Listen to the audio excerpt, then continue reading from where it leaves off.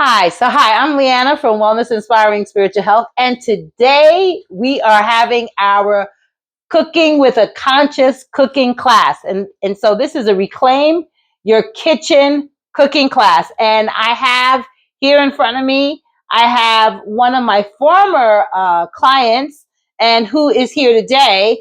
And she actually took our our 5-step signature program that had that step in it, reclaiming your kitchen. So I just want to welcome Barbara Tucker. Thank you so much for coming. And so today this is the Q&A portion of our Reclaiming Your Kitchen cooking session. And so Barbara, let me have it. What questions do you have? I thought you were going to ask me questions. I would have been in trouble. You told me earlier some of the things that you were going to prepare. Yes, ma'am. I like crunch. Mm-hmm. How can I incorporate crunch? What are the ways, when I say crunch, I'm talking like fried chicken crunch. Oh yeah, like that satisfying, juicy crunch. By the way, we are here. I'm going to answer your question. So we are here at the Hudson Valley Kitchen Design Center with its owner and operator, Jim and Holly. And I want you guys to know that if you have any kitchen stuff that you need to do, if you need to remodel your kitchen, if you just want to put in a new kitchen, if you're thinking and you really don't even know, you definitely want to come to the Hudson Valley Kitchen Design Center. These are people who will sit down with you, take the time with you, find out what you're doing in your kitchen, how you utilize your kitchen, and really make it a real great experience. So if you, like I said, if you're looking to get your kitchen done, you definitely want to come to Hudson Valley Kitchen and Design Center. Answering your question. So when we talk about crunch, a lot of times, especially if you like crunch, if that's one of the things that you like, there are a lot of ways that you can incorporate crunch into your diet, especially if you are looking to, like for instance, you want to do fried chicken. So the healthiest way to do it would be to air fry. And if you don't want to air fry, like say you don't have an air fryer, you don't own an air fryer, and you just want to have something that's similar to fried chicken. They have things like you can buy organic cornflakes. You want to definitely make sure that it's organic. You want to read the ingredients, right? You want to make sure that they're fresh, right? I can tell you this, that a lot of times when you're dealing with organics and they don't have a long shelf life, and so they start to get rancid very easily. So you want to make sure that if you are going to do that, you could take that. If you can eat eggs, great. The same way that you would batter fried chicken, that's the same thing that you're going to do. You're going to take the chicken, you're going to batter it up, right? And then you're going to dip it in the cornflakes, right? And you can season the cornflakes. You can season that. You can season the chicken. You definitely want to use great organic seasoning. You want to use non-irradiated seasonings. That means that they didn't use, when I say non-irradiated, it just means that they didn't use some type of like a microwave or something like that to dry them out, right? That's really important because you want to stay away from any type of radiation if you don't have to be exposed to it. So you're going to dip that in, and you would take that, you would lay it out on if you have like a cooking rack, like what is it, a cooling rack, put that on top of a baking sheet and just stick that in the oven. And that's one of the ways that you can actually have healthy fried chicken, right? Another way, if you just have to fry it, right, use coconut oil. Use coconut oil and fry it in A Yes. cast iron skillet. This is what our parents used, right? Whenever you're using a cast iron skillet, always remember that you want to make sure that the cast iron skillet is treated. You want to make sure that when you are caring for your cast iron skillet, that you definitely just use a damp cloth to rinse it out, to wipe it out. You don't want to use soap and water because then you're going to ruin the finish. So yeah. Thank you. You're welcome. So, any other questions? Yes. Yeah, okay. So I don't have a microwave. Uh-huh. But does a convection oven do the same thing without radiation? So the convection oven, so that's a convection oven is basically an air fryer. Oh, okay. Because Yeah. I don't have an air fryer. Yeah. So, right. So a convection, so a convection oven is basically just about the same thing as an air fryer, right? And so when you use the convection oven, just know that when you're using it, it's going to take, it's going to be a little different. So what I found with a convection oven or even an air fryer, that a lot of times it'll dry things out, right? So you have to be, like, for instance, I love sweet potato fries, right? But I'm not going to fry the sweet potato fries. I buy some sweet potato fries. Usually I always make sure, I think, is it Alexis is a really good brand. And I know Wild Roots is another brand that I like their sweet potato fries. But I take them, but I understand that they don't take a long time in the convection oven or in the air fryer, and you have to watch them because the instructions will say, air fry them for 12 to 14 minutes, right? And by the time you get back there, they're all crinkled up and they're dried out and they're looking kind of sad and burnt. So what I do is I will go, I'll be there and I'm doing something else. I'm usually doing something else. I'll put them in when I know that I'm doing something else, right? The other day I had cheeseburger and fries. And so I put those in first because I knew that I had to do the cheeseburger. Yeah. And so I put them in, got my cheeseburger together and stuff, got it in the pan, went back. There's a light. Turn the light on just to see how they're doing. So they're still looking moist. They're still looking good, So I'm going to let them go a little longer and then, come back, flip my burger and whatever, put the cheese on it and stuff, get my bun ready, go back and check again, right? And so by the time I was finished with the burger, I went back and looked and I gave it maybe one more minute. I took them out before they were done. I just turned it off and they were perfect. So yeah, so that's definitely something that you want to make sure that you're doing. One more question. Yes, ma'am. Listen, you have, what is it? What time is it? I don't know. Okay. I see you have a jar of something. Yes, ma'am. And this is actually going to be stuff is frightening to me. There's stuff on there that I can't even pronounce. Okay, now that I can't see well, I can't even see. So, little trick of the trade. Somebody taught this to me. What you do is you take your camera on your phone and you open it up and you can actually make it big so you can read what the ingredients are. Okay. Right. But the ingredients on here, and this is why I love this. First of all, I love this brand. Number one, because they are organic, right? They are, the stuff is imported from Italy, right? Even though I believe it's packaged here, but but the ingredients are imported from Italy.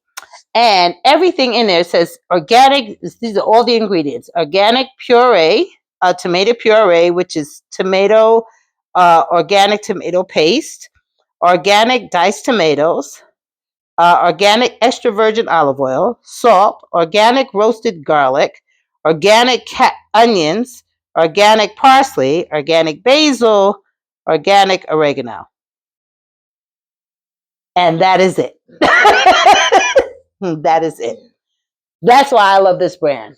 Not only that, this is the cheapest brand in, I kid you not, at Nature's Pantry. This is the cheapest brand on the shelf. And it's not on sale. It's less than $4 for this.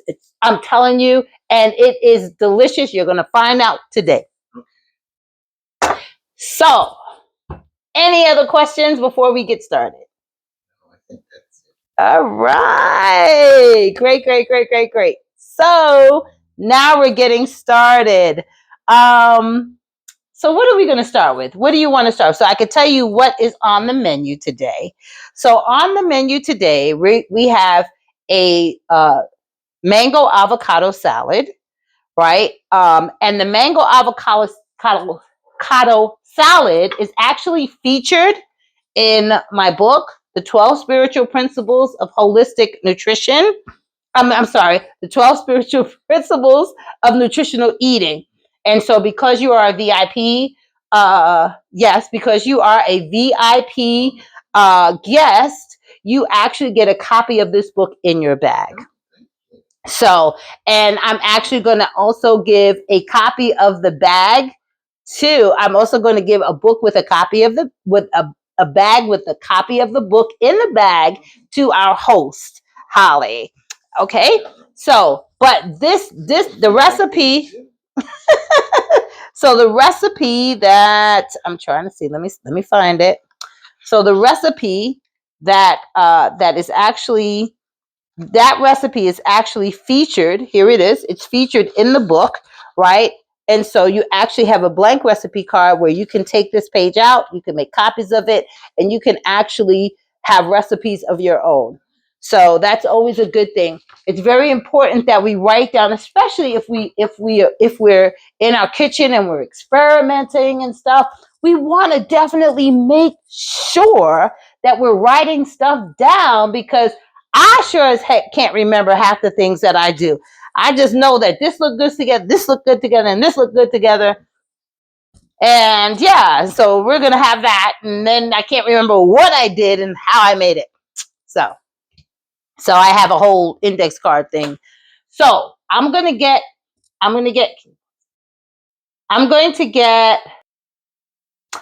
okay, so we're here today. Like I said, we are going to be making our mango avocado salad. And so the first thing we're going to do is we're going to start with a mango. And the mango that we're going to be using, right? I made sure that I'm sorry, I'm just, it's organic. And everything I tell people all the time, it's organic. Why? Why we gotta always use organic? Well, because anything other than organic, you are actually taking in a lot of toxins that you don't need to, and it's really important that we try our best to reduce our toxic load. And I think we learned about toxic load when we did our 5-step signature program. And so basically, the toxic load in the body is just those things that are just coming from everyday living, especially being a part of the United States, the Industrial Revolution, and then we have monocropping, and they need to the soil is not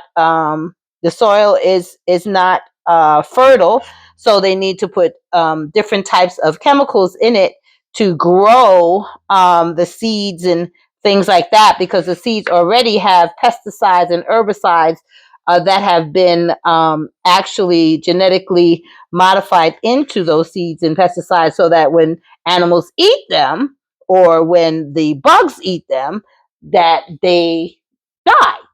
And unfortunately, what happens with that is that the bugs can eat them, and they may die fast, but we die slowly. Mm-hmm. So that's the reason why I don't use foods that are not organic. I prefer organically grown fruits and vegetables. I want to get this out of here. Okay. So I prefer organically grown fruits and vegetables. That's just me. That's just me. That's what I prefer. And so, so basically, when we are making the avocado, when we're making avocado mango salad, we are going to dice up our mango, and we're going to put that all in the bowl. And you want to try to get as much of the mango as possible. I know that sometimes it's difficult because you have a seed in there, and the seed sometimes is very awkward, so you don't know whether you're cutting the seed or whether you're cutting the meat. But we want to try to get as much of the mango in there as possible. I use a ratio of 1 mango to 2 avocados, and the reason why I do that is because, all right, we're not going to use that. I don't like it when it does that. So the reason why we do that is because we want to make sure that we have enough avocado in. We want to make sure we have enough avocado in the mango, enough avocado in the salad, because avocado itself is extremely healthy for liver and kidney. What's the word I'm looking for? It's extremely healthy for liver and kidney detoxification. So it really helps to cleanse the liver, helps to cleanse the kidneys. And that's really why I try to use 2 for 1. That, and I like avocado, so. Right, they are.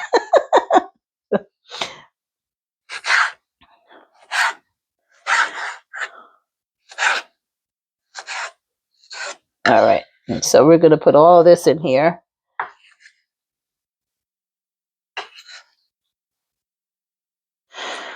Okay. Oh, sorry, I have to eat this. I'm sorry, this is so good. Oh my God. Okay. Like I said, I'm trying to get as much of this mango off of this seed as possible.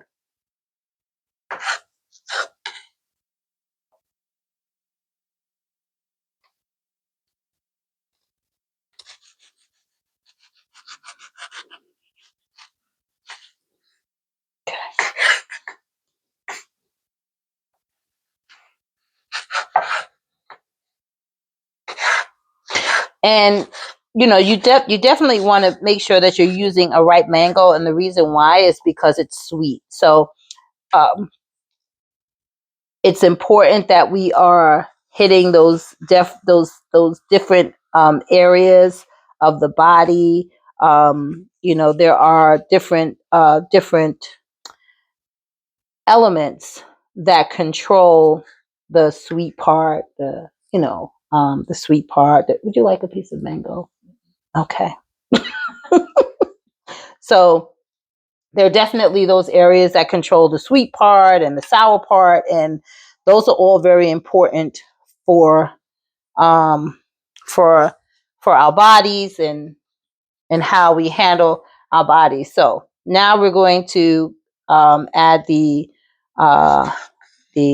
avocado, and so with the avocado, what I love about an avocado is that an avocado is so easy to cut and just kind of, isn't it beautiful? Mm-hmm. Right? It's gorgeous. So we have a spoon. We just take the spoon, avocado, right? And we go around the edge of the skin, and we just kind of scoop the avocado out. Boom. There we go. Done. Right? Too close. I didn't get enough of that out. Okay. There we go. And we're going to do that with both sides. And just, ooh, that's so good. It's such a pretty avocado. Oh, it's nice and firm too. I love it. And so,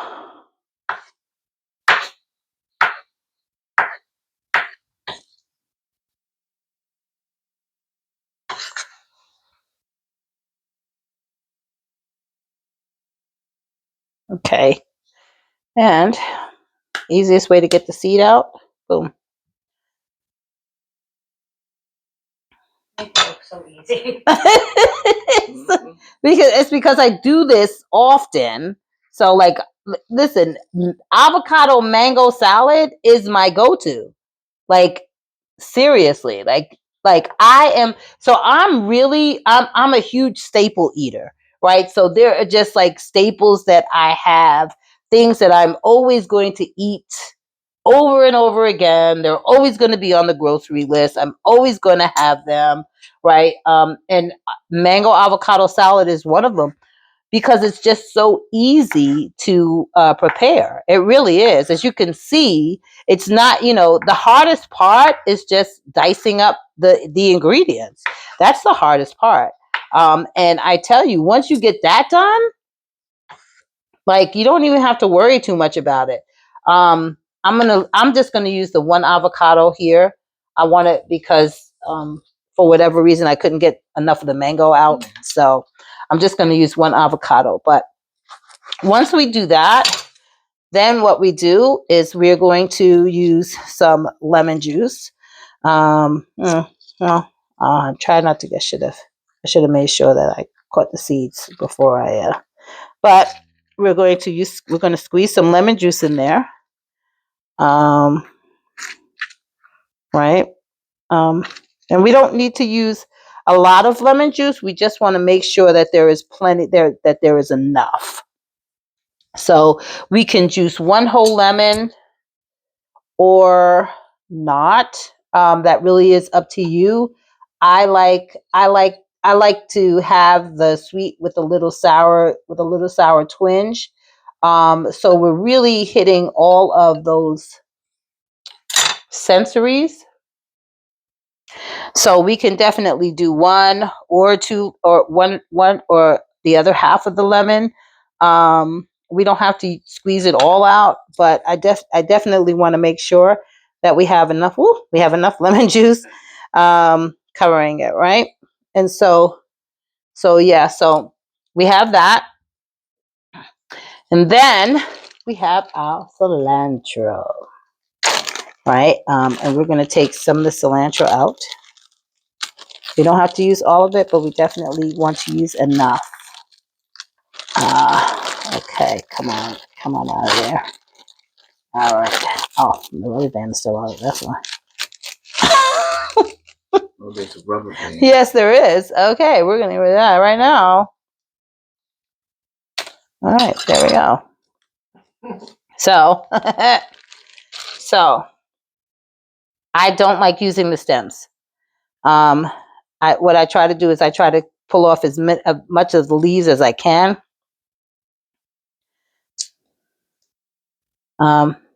And I could tell you, like, you can use the stems. It's okay. You can. I just don't like them. I rather not. I want to use the leaves. So this is what I do. I usually take all the leaves, pull all the leaves off the stems, and just use the leafy part of the cilantro. And you could smell it. Doesn't it smell delicious? Mm-hmm. Yeah. So this is what I usually do.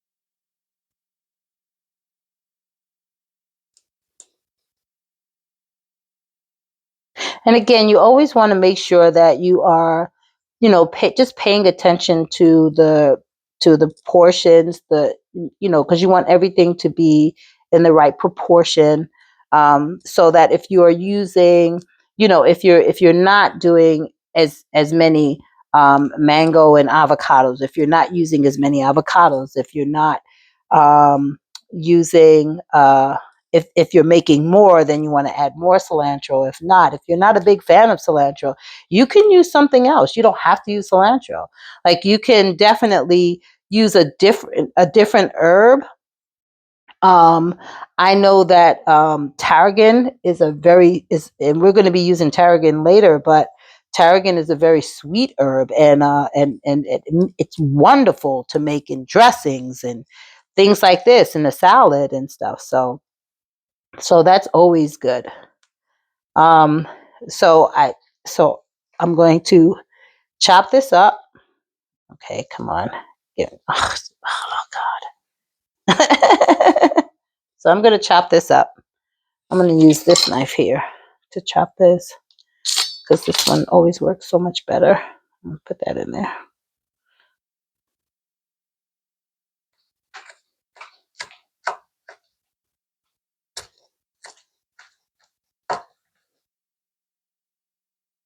Mm.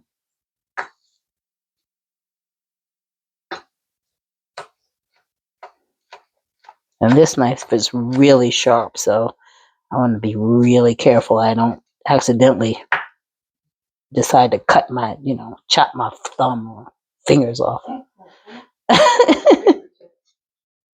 Right, so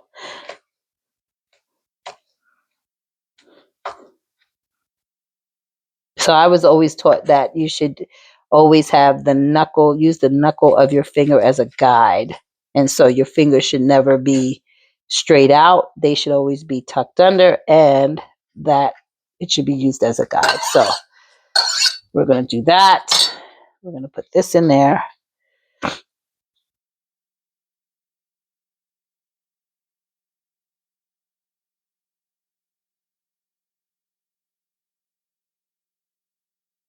Okay. And so we're going to move this out of the way. All right. And we're going to be able to use this spoon. We're going to add a little bit of amino acids. Why we're adding amino acids? So first of all, amino acids are salty. That's number one. I use coconut aminos only because coconut it's hard to find organic soy. And that's usually what regular amino acid is made out of.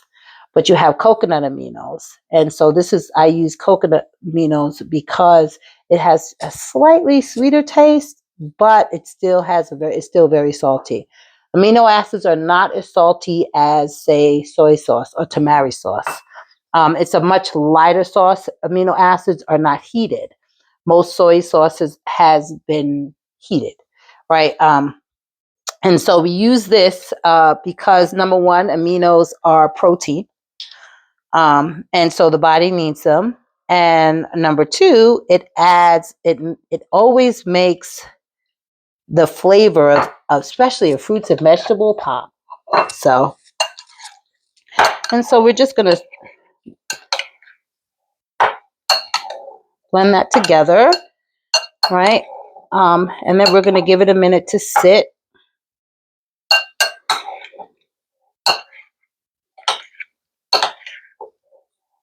All right. And I'm going to clean up this mess, and I'll be back in 1 second. I've never used it. So now that we've finished the mango avocado salad, and we loved it, by the way. It was really good. Great, thank you. So the mango avocado salad, like I said, is really easy. It's not hard. The one thing that I forgot to put in on camera was the olive oil. You just want to drizzle some olive oil on it. Olive oil, and the only reason why I use olive oil, and I tell people this all the time, olive oil should not be heated. Do not heat olive oil. Olive oil turns into a trans fat way too easily once it is heated. Right, and that becomes a carcinogen. So, and carcinogens are what cause cancer in the body. So we cut the stems off of the kale because we're getting ready to do the pine nut currant kale salad. So the reason why I can't even really tell you why I put all those together, right? But they just taste so good together, right?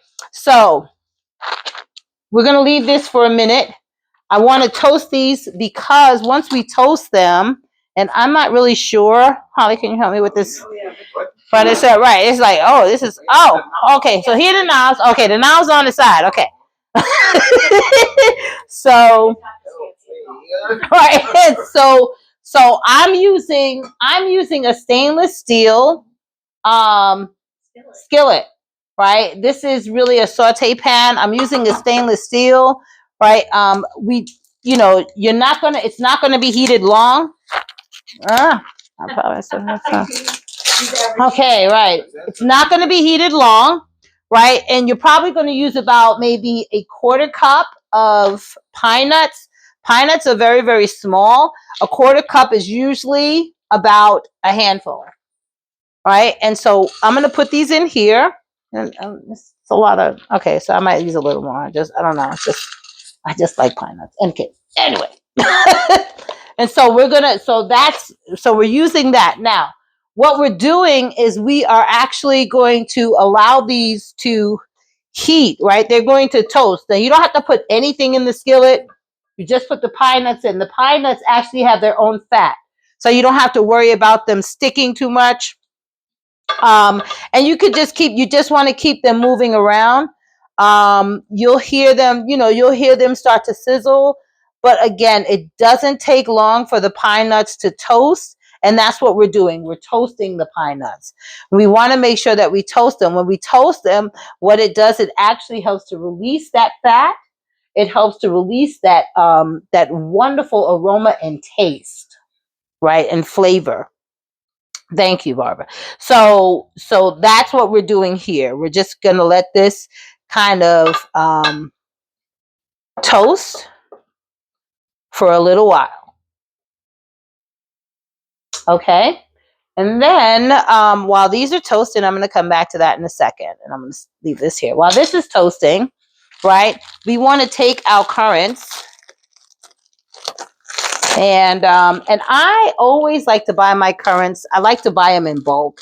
And the only reason why I buy them in bulk, because it's so hard to find them in an individual package. And when you do, they charge you crazy money for them.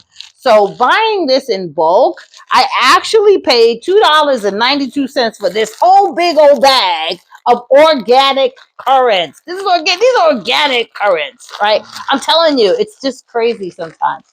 And so I'll use this bowl for now. So I'm just going to pour some of these out, right? Right. And the only reason why I like to pour them out, because I want them to separate as much as possible. I do.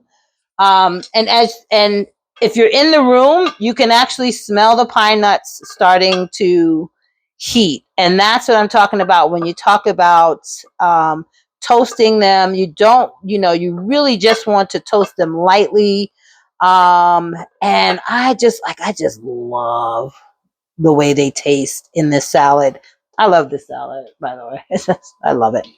Anyway, so we're going to turn this off, right? So we just turn that off. We don't have to remove it from the heat. So remember that when you're using an electric stove, that the heat stays on long after you turn it off. So you really need to remove it from the heat, which is what I did. And I'm going to set it over here. So then that way it can continue to toast.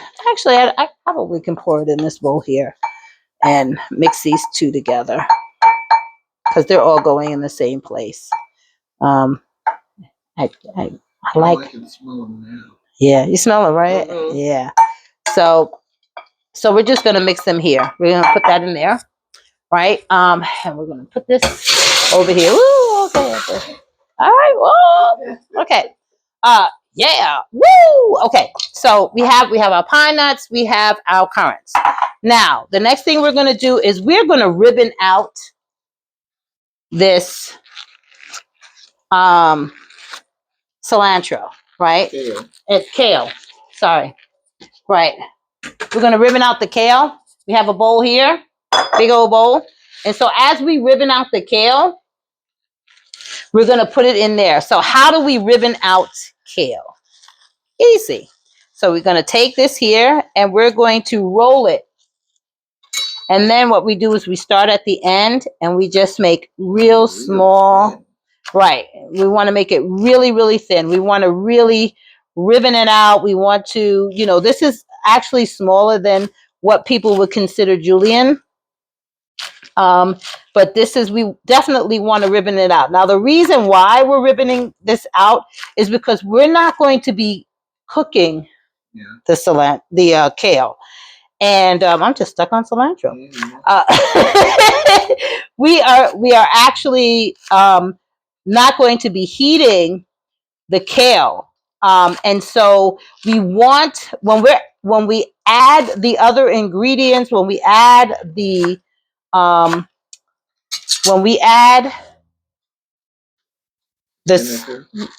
vinegar, it's actually a dressing that we're going to put together. So when we add the dressing, we want the dressing to help to break down the fibers even more so that it makes the kale tender.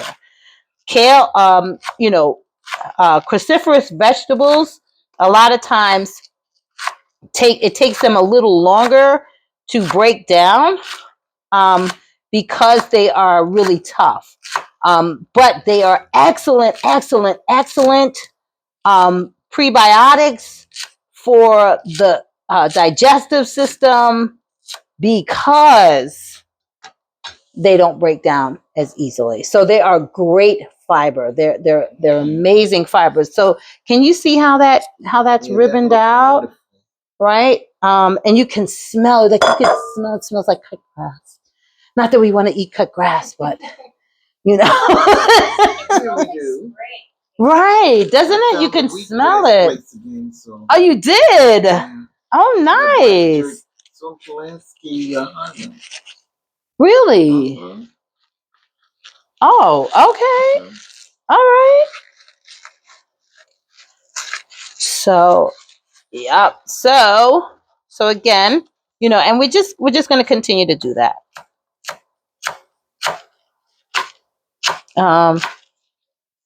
Just give us a moment, okay? No, it's fine. It's a moment. A moment. Yeah. So we just finished ribboning out all of the kale, right? And now we are going to first we're going to zest because that's what we needed to do. Oh, well, I need to take the cover off before I can zest anything. Duh, right? And we're going to use this cup to make our dressing. And so we're going to zest the orange. And the one thing that I could tell you about an orange, whenever you're using an orange, you never really want to, you only want to like zest whatever the top part is.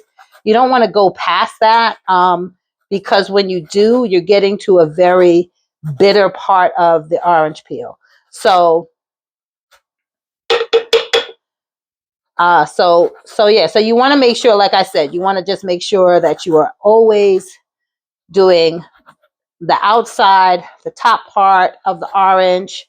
You never want to go underneath where the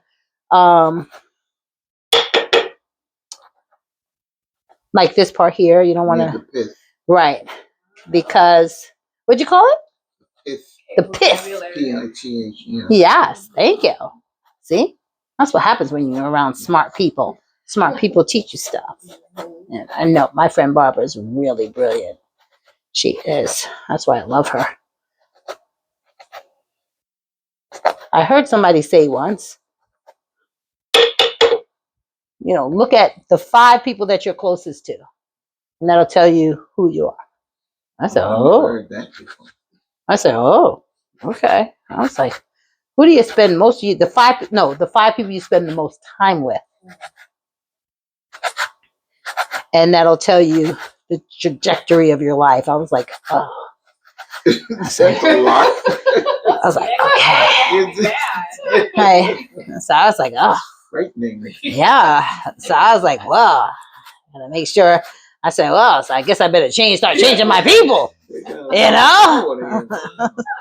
I'm gonna have to start changing my people because I'm telling you, I look at some of the people I hang out with, and I'm like, ugh, ugh, yeah. But actually, I can't even say that. And I orange can. is always so overpowering. I Ever know you notice have it? to, yeah. Like I would squeeze an orange just to see the little, to make sure that it's not dry, Mm-hmm. and then you can't smell anything else after that. All you have No, is that's orange. right. You could always tell when somebody is peeling an orange. Yep. Yes. Yeah. Very strong. But that's the flavonoids, and I guess that's one of the reasons why it's such a powerful antioxidant and superfood. So, and I always wondered, and I'm not sure. I definitely we have to research it, but I always wondered what is like what makes a blood orange red. And so I'm sure that it's probably because it's a hybrid of something else, right? Look at that. I love that. Can you see that? It's just so gorgeous. I love it. Oh my God. Yeah. So, and I know. And so I could tell you what I usually do is I usually just kind of, I usually just take all this stuff and I say, Oh, the thingy wingy? The thingy wingy for the. we got a spoon, right? Because I just want to take it all out. Oh my gosh, I love it. Okay, so all right.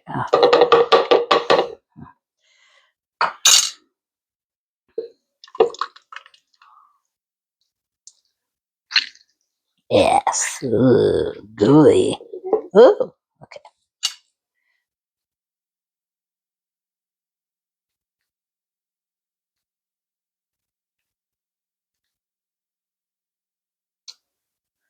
Okay. All right.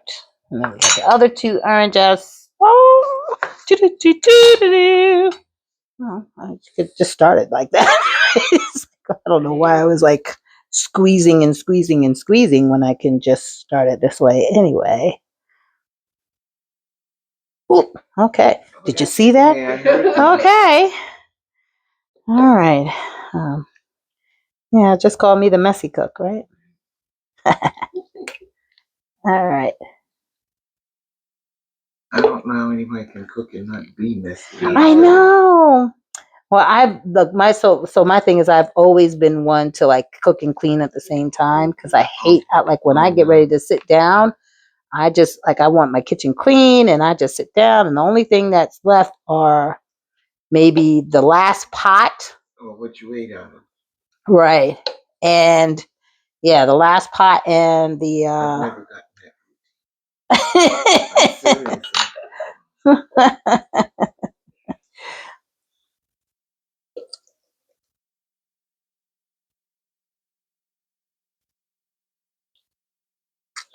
I don't like cooking for myself. I always feel like it has to be two people. So one person can cook and one person can clean.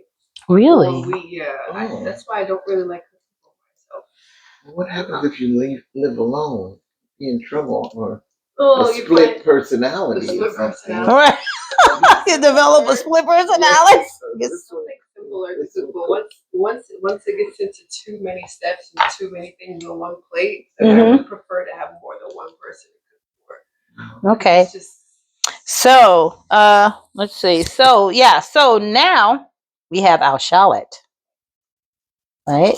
Are we still? I'm still on. Okay. So we have our shallot, and I know probably people saying a shallot. Yes, we have a shallot. Oh my God, this is. And so let me tell you, right? The first time I was looking, I was like, it's gonna taste like onion. Like, oh my gosh. Oh, oh my God. Can I tell you that it's such a beautiful combination. It really is. It is so good.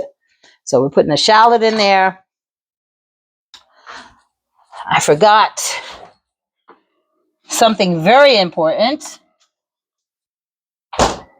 Our tarragon.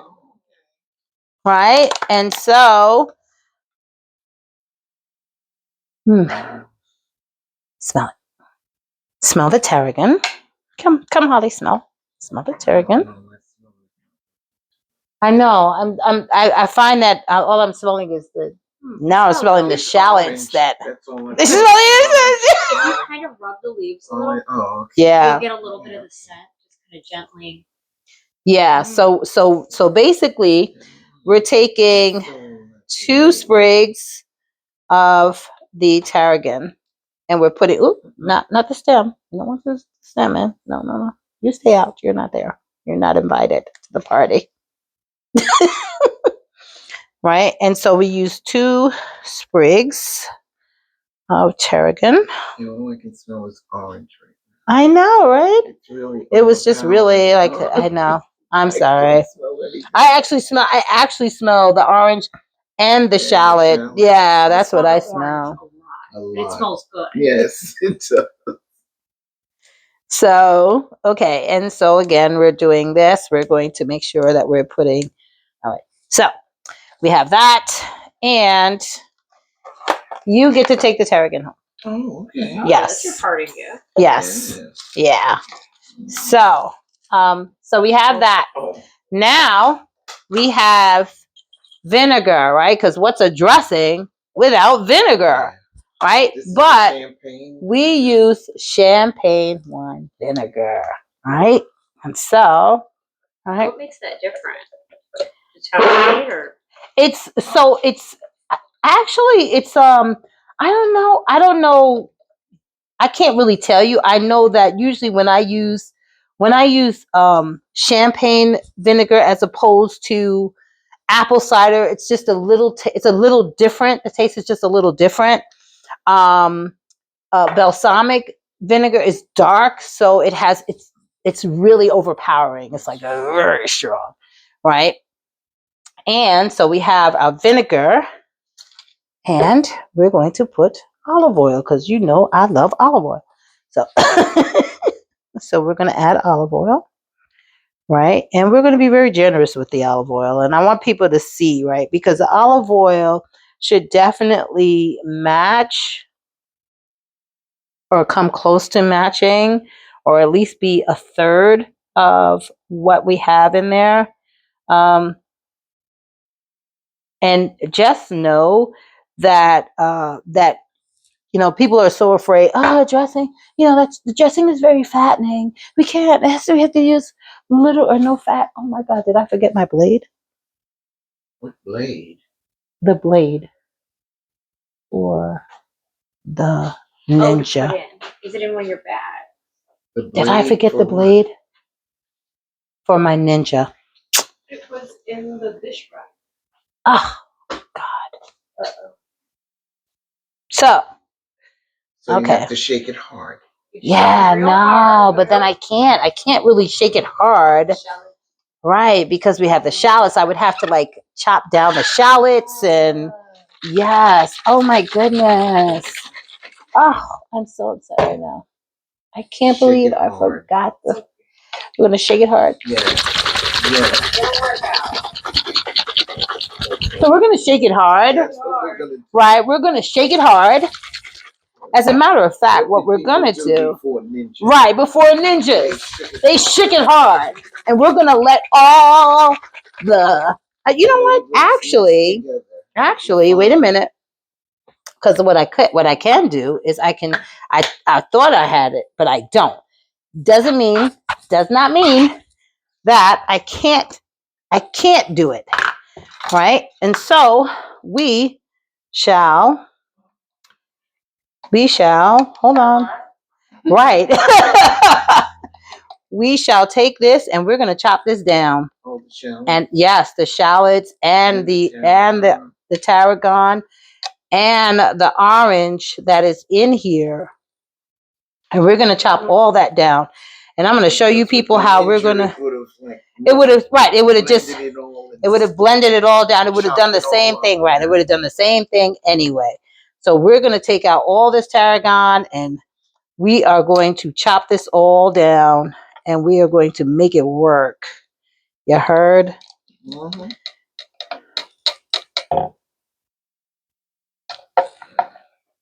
All right.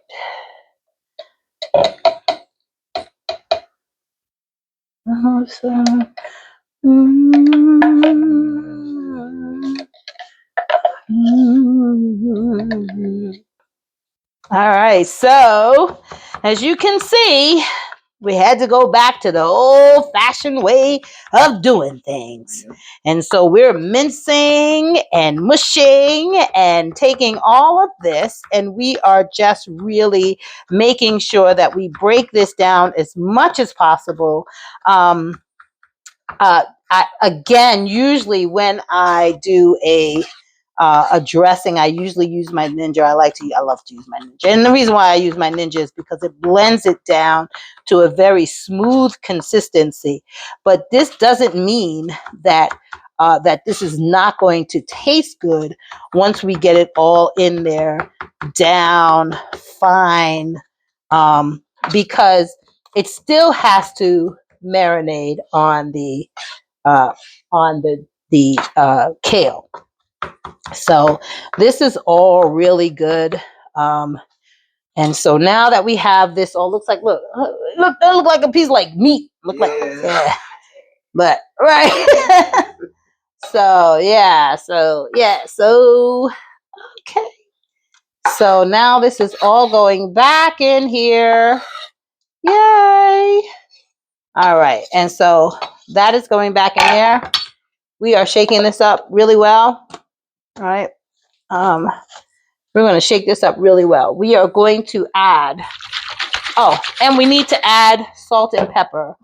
So you can do it either way, right? The salt I wouldn't put directly on here. The salt I'm going to put in here. The pepper I will put directly on the greens. So I'm just going to take a little bit of salt, not much. Hold on. You know what? Okay. I don't want to spill it. I'm spilling it anyway. Okay. All right, cool. So that probably was about a teaspoon of salt, which is good. So everyone knows that a teaspoon of salt is 1,200 milligrams of sodium, right? Teaspoon of salt, 1,200 milligrams of sodium. However, right, sodium and potassium work in a ratio in the body. So if you're eating a lot of potassium, you want to make sure you're adding salt, because if you have too much potassium in the body, that is not good. If you don't have enough potassium, that is not good. So you definitely want to make sure that you have. So we're going to take some pepper, and we're going to sprinkle pepper here on there, right? And we're going to sprinkle some pepper on this one, because this one is not having any pine nuts. It's only going to have currants. And then we're going to add our pine nuts and our currants, right? We're going to add that in there. I really think we should add more currants, but that's just me. So, and we're definitely going to add some currants to this one here. Now, because our host is actually allergic to pine nuts, and hopefully it's not a really bad allergy, because I just touched pine nuts and now I'm touching the currants and stuff. So yeah, so I just thought about that. Okay, we're gonna add walnuts to her salad, and again, like you listen, it doesn't have to be pine nuts. It can be whatever you like.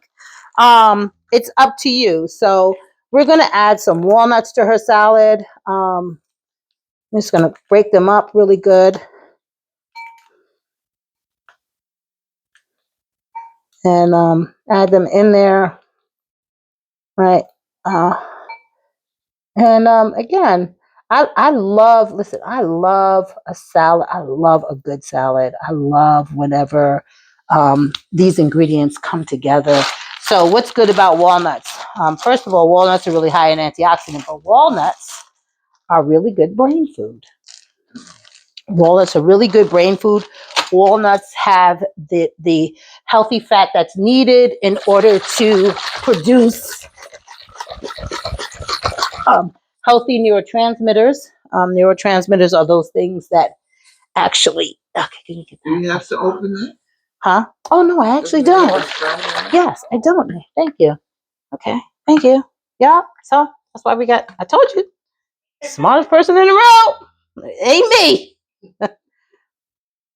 And so, we're gonna pour that there, just around the edges. Um, and I was always taught that you pour the dressing around the side of the bowl, so that way when you toss it, and I'm gonna toss hers first because she is allergic to pine nuts, so I'm going to do hers first. And so when you toss it, right, whew, look at that. Mhm. All right, oh, that's gonna be so good. It needs a minute. Yes, yes, it does. It Right does. down Yes, here. yes. So this is gonna, so now that we have these done, we're gonna take these and we're gonna set them aside, right? We're gonna, because it's always, you want to make sure that when you fold this stuff in, right, that everything, that the dressing gets put in there really well. And then you're going to take it and then you're going to put it aside.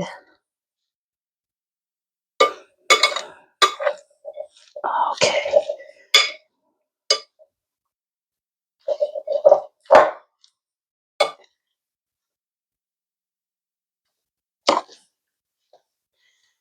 All right.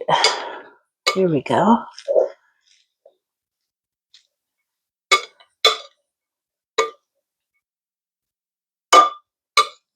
There. Uh-huh. All right. I think we're good to go. Yeah, I think we're good to go. All right. And so we are going to, we're going to just put these in there. We're going to put these in the fridge, let them marinate for a little while we fix our next meal. Hey, so now we're going to make non-bolognese pasta sauce. I call it non-bolognese pasta sauce because it's not meat, right? And so, but it sounds fancy. It sounds better than mushroom walnut pasta sauce. So, because people be like, mushroom walnut, like mushrooms and walnuts don't go with pasta, but in my head, they do. So here we have an onion. Now I'm going to show you an easy way to basically cut up an onion, dice it, whatever you want to do, right? I always do this.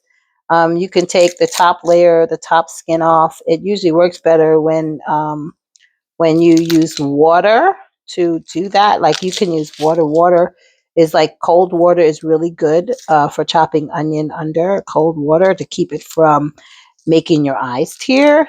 But we're not going to do that today. Today, we're just going to struggle through. Hold on. So today we are. It's only because the I don't want to use the water here because it's sulfur based. If you do have sulfur based water, you definitely want to make sure you get the water treated. And so too much sulfur is not good. Okay, so basically what you're going to do is you're going to slice, and you're going to slice all the way back as far as you can go without getting to the actual end. And you're going to do the same thing. You're going to do that all the way until you get to the top. And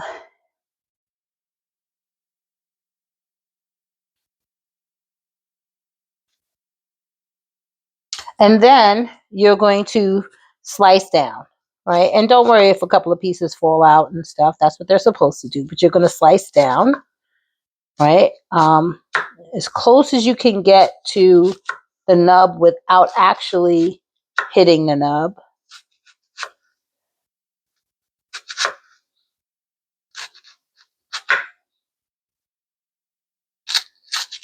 Okay.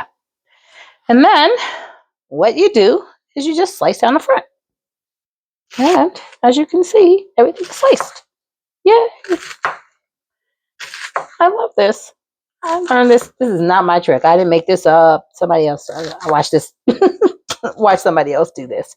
And I thought it was the most ingenious thing I did. So, but you can see how this really saves a lot of time and energy. And then you have like perfectly diced onions, which are great.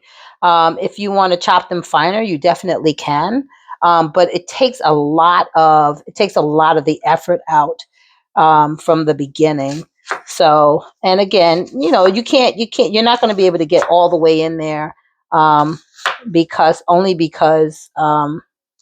you don't want it to fall apart before you actually finish chopping and everything. But you have your diced onion, right? So we're dicing the onion. I think I want to just dice it down just a little bit more. And then I'm going to move to the green pepper.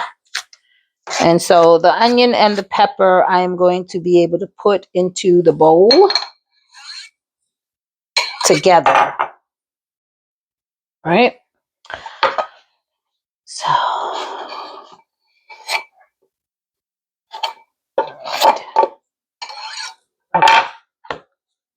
right. And so now we got the onion.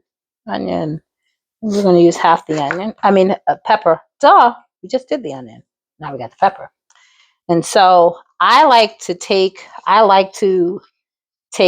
this part out of the stem part and the middle part with the seeds and everything.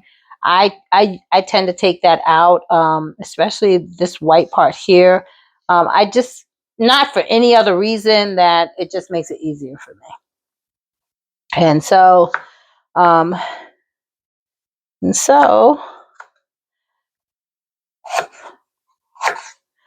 we just cut down like this, right?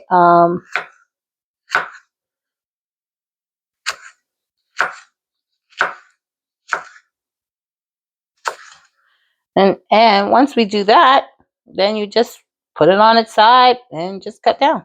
That's it. And then you chop that up. That just really makes it so much easier. It really does. I got to make sure that I am getting my fingers out of the way so I am not chopping my fingers off. Yeah. We want sauce, not blood. Okay.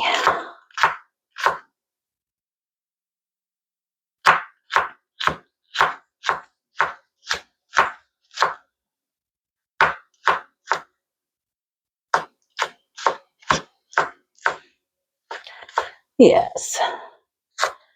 Okay. And so we have our pepper. Okay.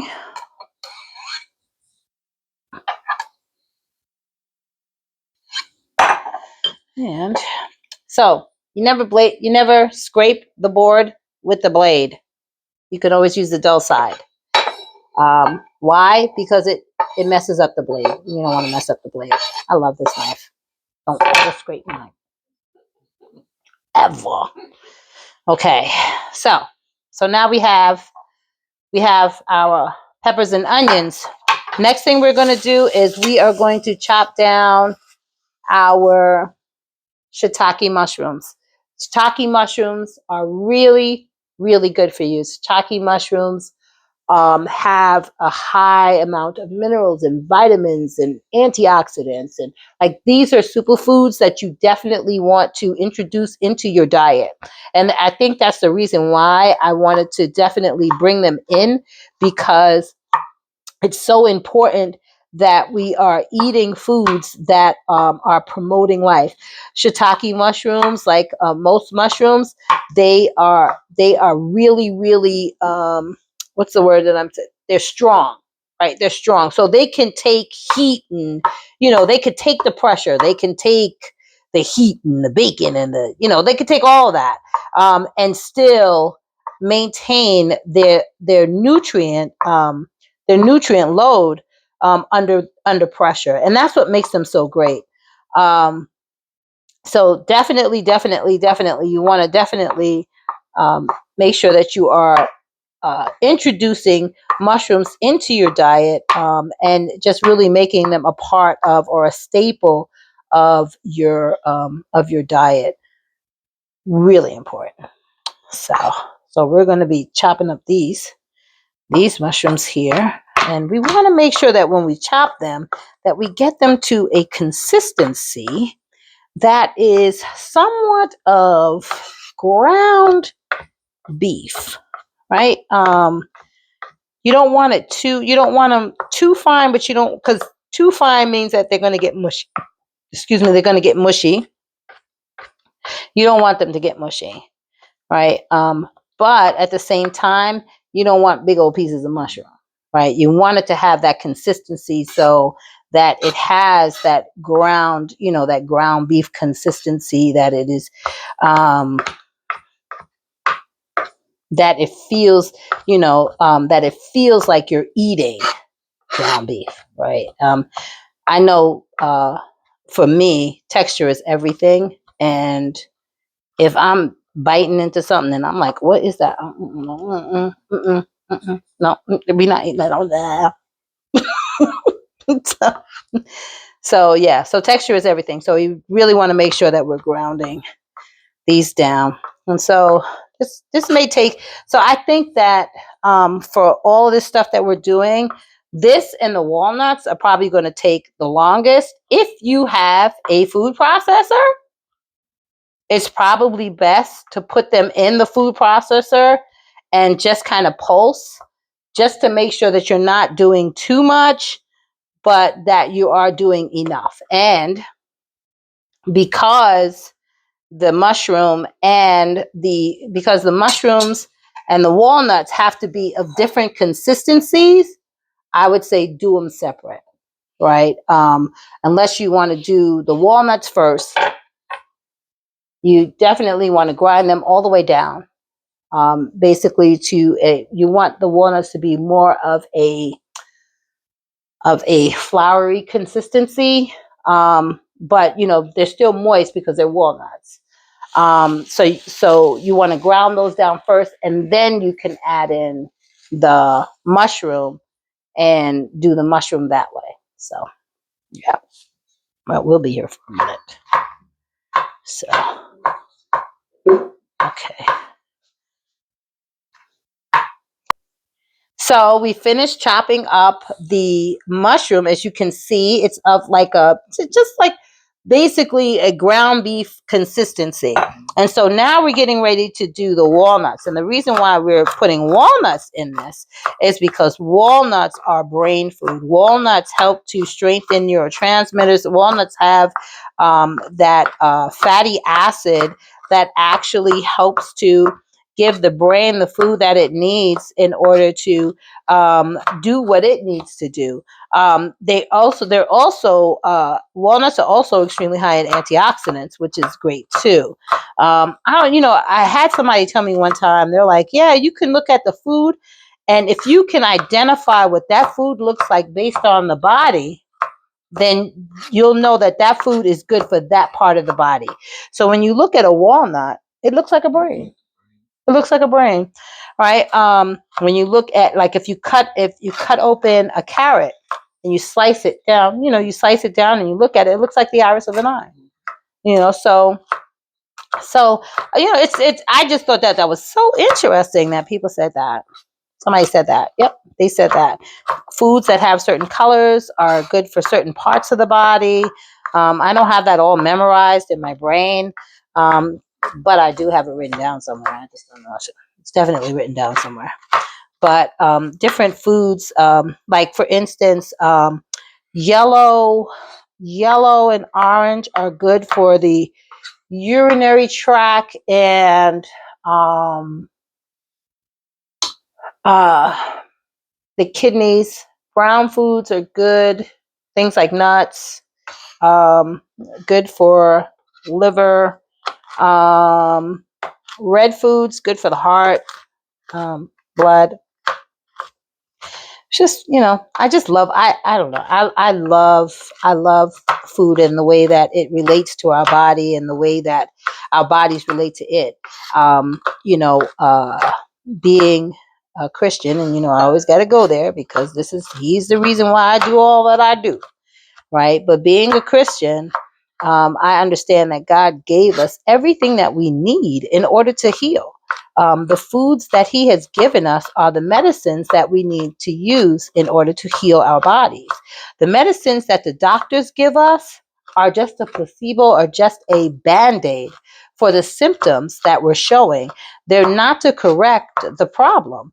And it is in our diet where the problem lies. So if it really, if you're thinking about really wanting to heal the body and heal the body well, you definitely want to meet up, if not with me, meet up with another holistic nutritionist. Like, you really want to make sure that you're doing something to help the body along.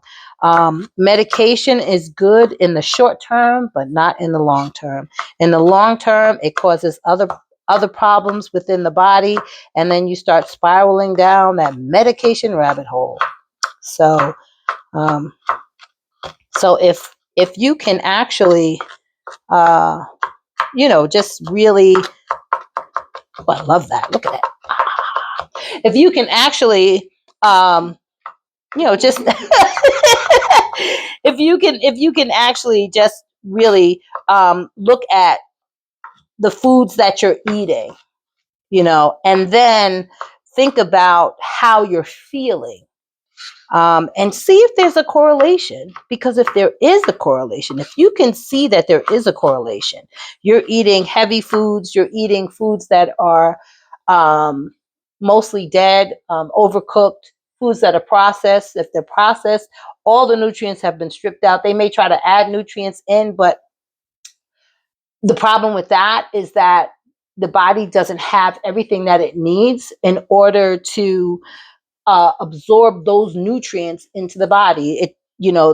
God made walnuts the way He made them, so that when you eat the walnut, you're getting every single nutrient in the body to work together so that the body can absorb it and use it wherever it's supposed to use it at.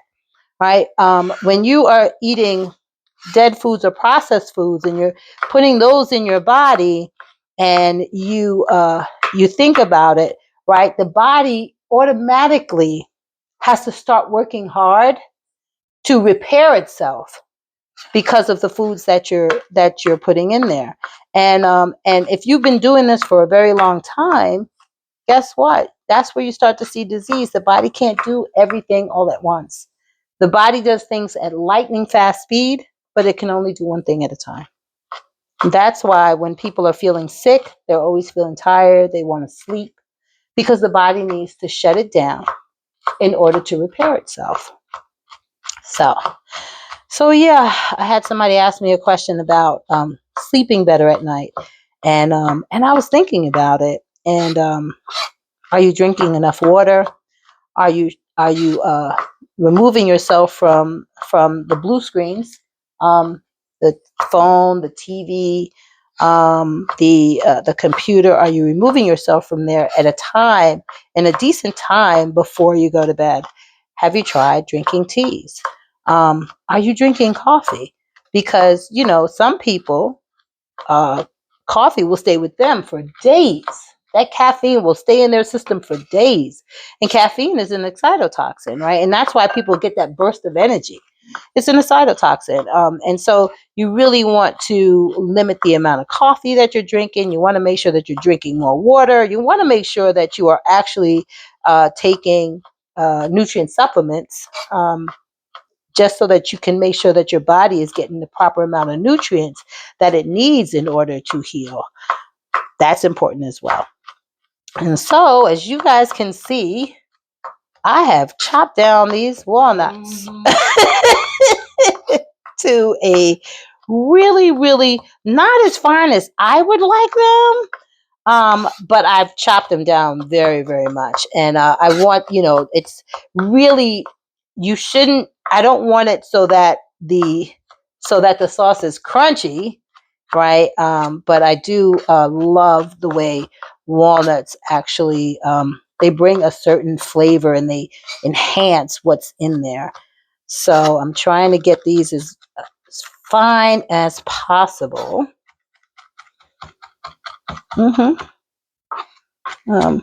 Yeah, trying to get them as fine as possible. So,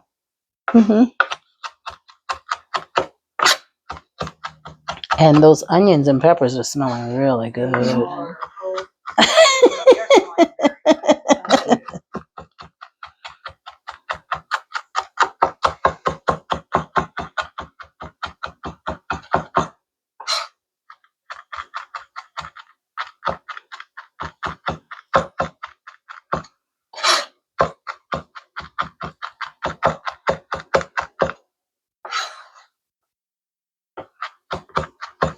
All right, I'm almost done.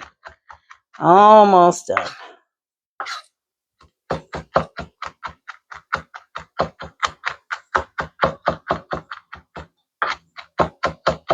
Okay, so we're going to take that and we're going to put that in there. Yep. All right. So there we go. Oops. Okay. All right. So we got that. Whoa. So took care of that. We took care of that. Now we got our garlic. And our garlic we're going to press into here. That way when we move over to the stove, we'll just have everything there. We're going to put everything into. So like I said, this is the sauce that we're using. I could easily make a sauce, but this really is about trying to make things as convenient as possible and as healthy as possible at the same time. I like garlic, as you can see. So we'll be using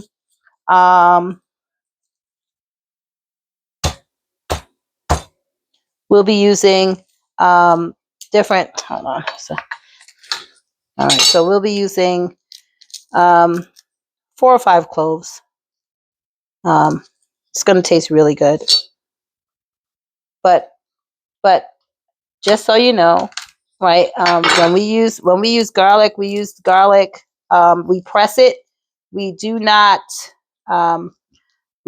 cut it. We press it. The reason why we press it, does anybody know why we press the garlic? No?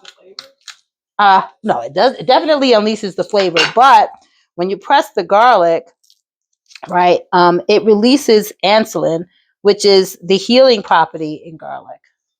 So garlic has a very antibacterial, antiviral property. Garlic is amazing. They used garlic during the war, during one of those wars a long time ago. But they used garlic to. Oh, that was 5. Okay. 5. Yes, that is 5. Okay. So I just was talking and. So okay. That's only 4, right? Yeah. Here it is. Okay. All right. Yes, I did. Okay. I was like, I know, I'm pretty sure I took. So yes, we do have 5. Here we go. So garlic was used as an antiseptic. Huh? Could rasp the garlic. And that rasp. Oh yes. Yeah. But when you press it, it actually does the same thing. I use a garlic press, but when you press the garlic, it actually it activates that insulin, which is that healing property, and it gives it. It also helps to release a lot of the juices and the flavor. Ooh, I love it. Yes. So the juices and the flavor. Garlic is amazing. Eat garlic all the time if you can. Yes. Don't sit next to people on the train though when you're eating garlic. Yeah. Smell like garlic. This is smell like garlic. But yeah, but garlic is really good for us. Okay. So now we're gonna move over to the stove. All right. In about 2 ounces, two tablespoons. Oh, sorry. Yeah, I'm sorry. We're only going to put in about 2 tablespoons in, right? And now we're going to put in the garlic and the onions and the peppers, right? We want to make sure that we're putting all of that in. We want that to cook down. We are going to add,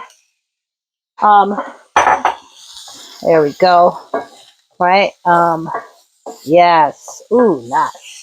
Right? We are going to add some herbs de Provence. All right? We're going to add those. All right?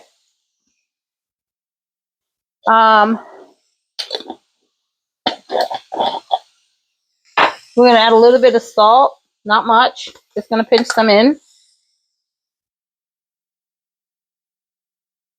Right? And we're going to let this cook. Right? And this is going to cook until it is translucent. So you start to see everything kind of meshing together. Got that garlic in there. Oh, that smells so good. Oh, man. Right? If you like, you don't really have to put the salt in. You can actually just put in a dash of aminos.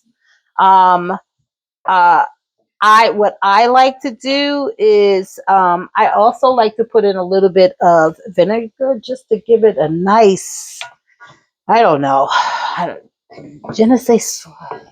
I might not even said that right, so I try not to. Je ne sais quoi. Thank you. Yes. Yes. Yeah, I'm gonna leave that alone. Okay. So anyway, right.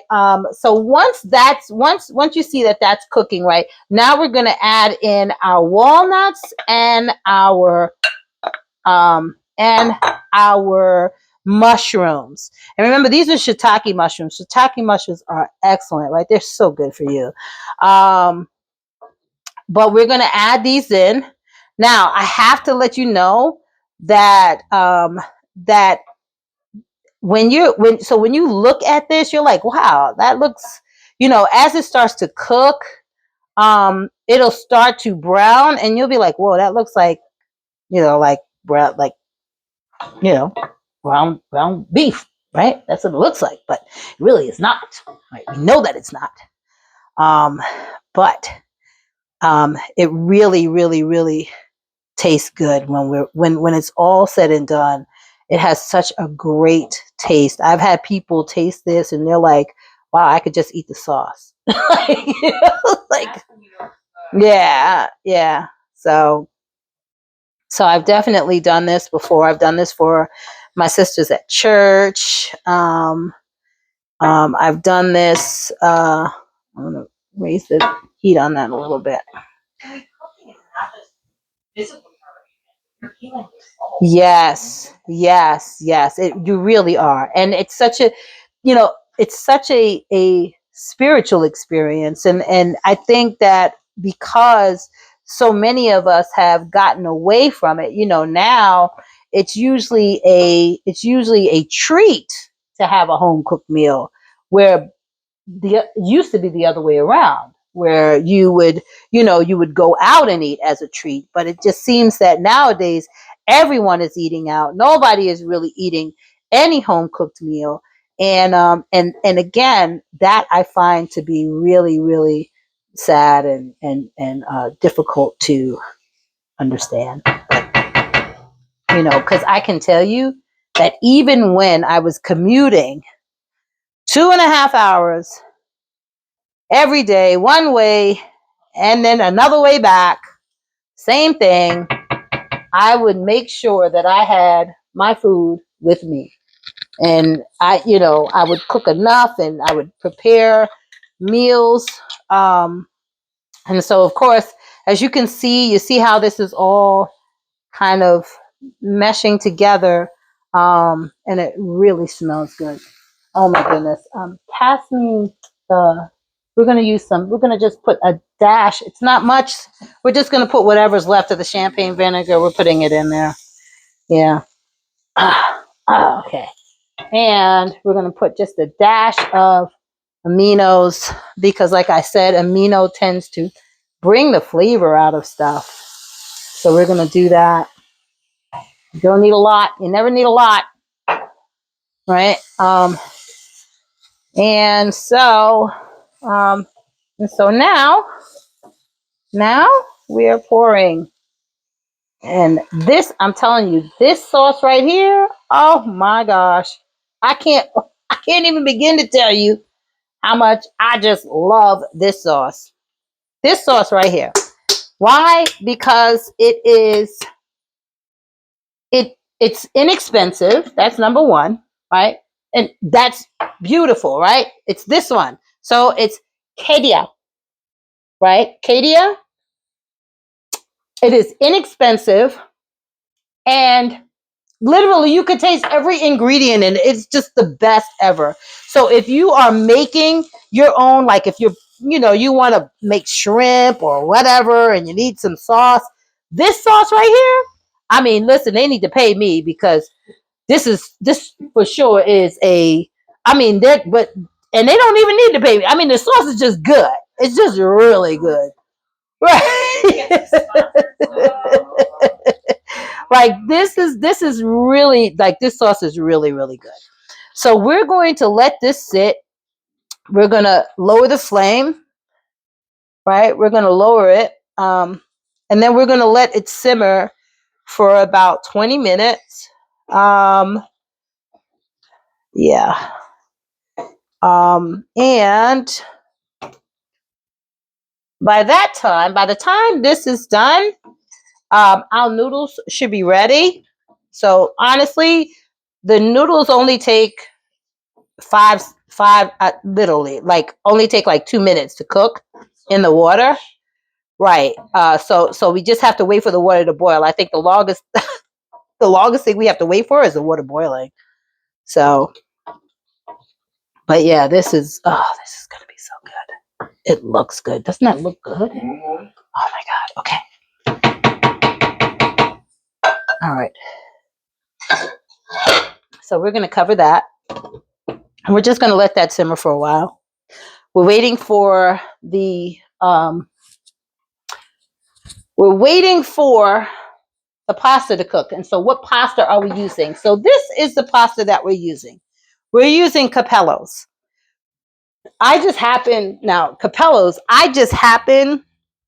to run across this. I think I was in BJ's, and they had this in BJ's, right? In a big, it was like, like the big, because BJ sells big bag stuff, right? So it was in a big bag. And I said, really? So I said, okay, I'm going to try it. I was like, I hope this is not like one of those mushy things that, you bake them and they just fall apart in the water and the water foams and it's all kind of slimy tasting and nasty. This is not that.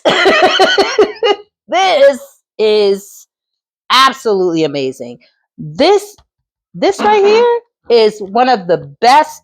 This is what I really found this to be the best. Now, I bought this box, right? It was $10 for this little box, right? When I went and I bought the big bag, it was about $15. Buy the big bag. Find it at at one of those places, right? Huh? So it's only one. I'm going to show you right now. It's just this. That's it. Yeah. So that's it. So let me show that. So I don't know if you guys can see that, but this is it. Right? And I mean honestly, it's about, so let's see, the serving size is 1 cup, and it's about 2.5 servings in this bag. So I mean, honestly, when you think ounce for ounce, it's not that bad. But if you can buy a lot of it for less, do that. do that. So this is we're getting ready to. We're waiting for this to heat up. Water to heat up, and this is going to simmer for about 15 more minutes, and then we're going to serve it up. Okay. All right. Okay. So our noodles are ready. Right. Literally, they only cooked 1 minute and 45 seconds. Right. So that's done. And we're going to put some sauce on there. Right. And we put some sauce on. And I could tell you the wonderful thing about this is that you can kind of be generous because it's nothing but vegetables. And hold on 1 second. And we have our kale salad with currants and pine nuts. And there you go. There you have it. All right. Let's see. So let me see. I'm going to taste it and let you know what it tastes like. Oh my God. Not so good. Okay, come on. All right. Right. The pasta. Thank you so much for joining us. Back me the place.